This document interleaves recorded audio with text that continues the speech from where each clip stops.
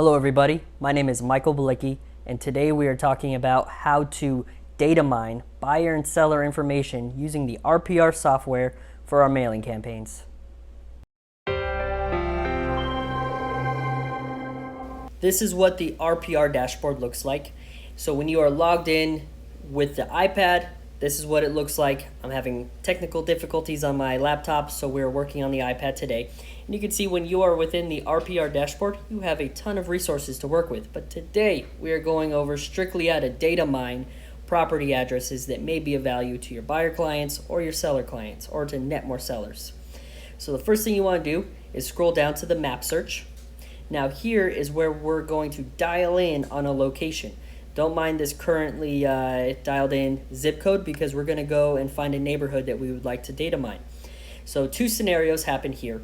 First is if you're looking for high equity sellers, you'll dial into a neighborhood and then apply search criterias that could resemble high equity, which means a homeowner has owned their home for 5, 10, 15, 20 plus years, or if it's 20 years and they may be of a senior age, it's a 2-story or a pool, might be a good time to right size. Now for today's example, we're going to work with as if you had a buyer client that has dialed into a neighborhood that you want to send mailers to, and share that you have a buyer client that is looking for a home.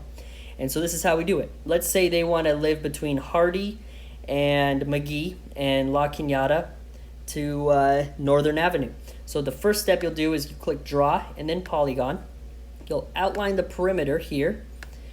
And then once you get this full shape completed, double click the end and then click, here, let me scroll out again, and then click search this area. Now what it's going to show is any properties currently on the market or for lease. Now we don't want to know what's currently on the market because we want to data mine. Now what you'll do is you'll scroll back up and you click filters. Now once filters is applied, we want to not include for sale or for lease. We want to only apply it to public record. Now watch this number that goes from 8 to 798. You don't want to send out that many mailers. So I know my buyer only wants single family homes, so we'll take out condo and co-op. Now that went from 798 to 633. Then we'll scroll all the way down to the bottom and just apply it to homeowners that have lived in their home for over 15 years. And this can be adapted, obviously. And so now it looks like 179 properties are displayed.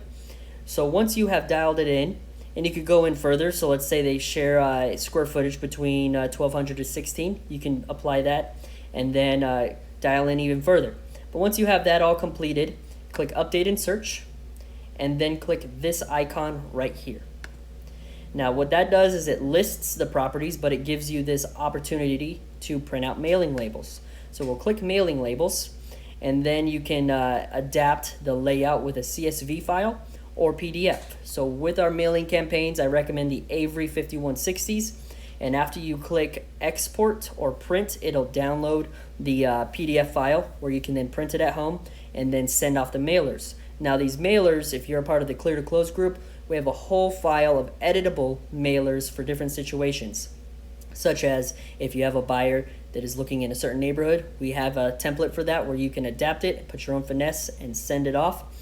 And so now as another example, if you're looking for people who are paying rent and they might want to buy a house in that neighborhood, you will click absentee owner. That's when the owner does not occupy and the renter is currently living there. Now if you have any questions whatsoever, please send me a message on Slack or send me a DM, and I'm looking forward to the next one. Thank you.